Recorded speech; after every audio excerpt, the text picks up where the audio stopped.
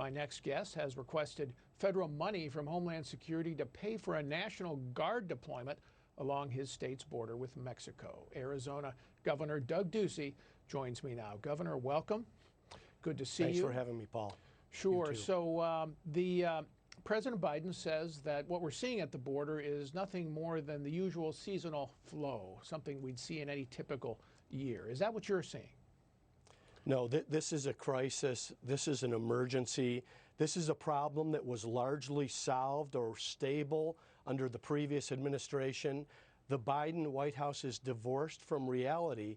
They need to fix these policies, properly communicate, and provide resources to border states now so we can stem the tide of what's happening at this border. It's both a national security crisis and a humanitarian crisis. So as you would look at what's happening this year compared to others, is it the magnitudes of the people coming over, or is it the fact that we're seeing a surge in unaccompanied minors, or is it both?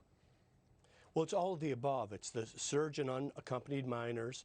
It's the spike in crossings. We never see these kind of numbers in February and March. We're at a nearly 500% increase in terms of apprehensions. We're at 300% plus increase of people that are coming over that have a previous criminal record. And we've got almost 18,000 children in the custody of the federal government at this time, with more on the way. The Biden administration's communication has been a marketing arm for the criminal cartels who are getting these families to take this dangerous journey because they're telling them the border is open and they are welcome. All right. Now, what are your security people telling you that the actual migrants, when they come over, what are the migrants saying to them to explain why they're coming? Well, I think you've seen this on other pieces. I think there was a piece on ABC that actually showed these migrants saying they're coming because they feel welcomed by the president, because they've been invited by President Biden. President Lopez Obrador in Mexico called President Biden the migrant president and said that his rhetoric is inviting people from Guatemala, El Salvador, Honduras, and Mexico to make this journey. We have to get our communication right, and we have to get our policies right. So when you say the communication and the policies, what policy changes would you recommend, apart from the rhetoric of giving them people the impression that they're welcome here to come in illegally? What policy changes need to be made? Well, the rhetoric is important. People need to know that the border must be secured and that it's closed, that there's a legal way to come into our country, and this is not the way to do it. Now, in terms of the policy, we're talking about Title 42, which has been waived by the Biden administration, so it lets migrant children come across the border. The Migrant Protection Protocols, what was called the Remain in Mexico program, which was largely successful and disincented people from making this dangerous journey. And then the Safe Third Country program, which is the international norm, has also been reversed by the Biden administration. Well, now the president says that they're deporting people under the Section 42 rule. I guess it's just the children that they claim it's just the children that they're letting stay in the United States, and the president says it's inhumane to send them back alone. What's your response to that?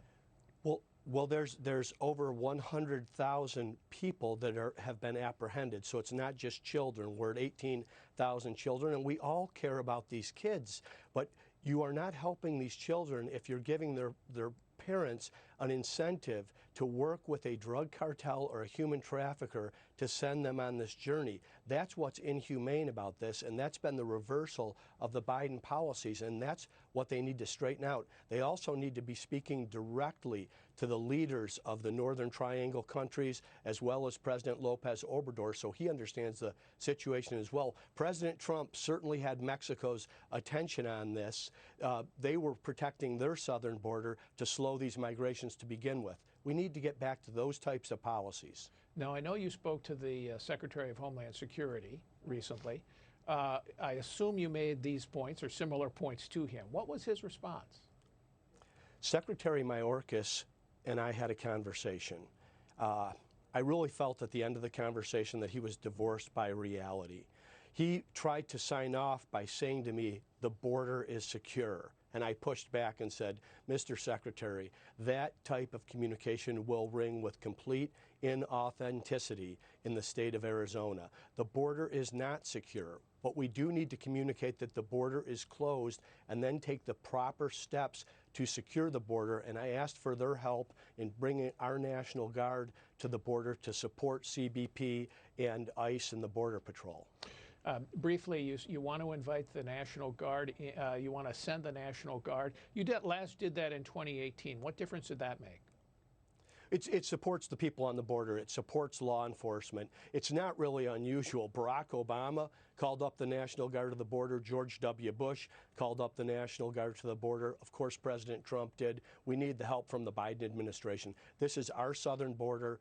Arizona feels these impacts first. Of course, we want to make sure these children are properly cared for, but it's also the drug cartels, human traffickers, and child sex traffickers are bringing kids across, exploiting them, bringing fentanyl and other dangerous drugs that then go into the neighborhoods and schools across the country. So we need the administration's help. We want to be partners with them to fix this. We want to see a solution, and we'll work with them to accomplish that. All right, Governor Ducey, thanks so much for being here. We'll follow this closely. When we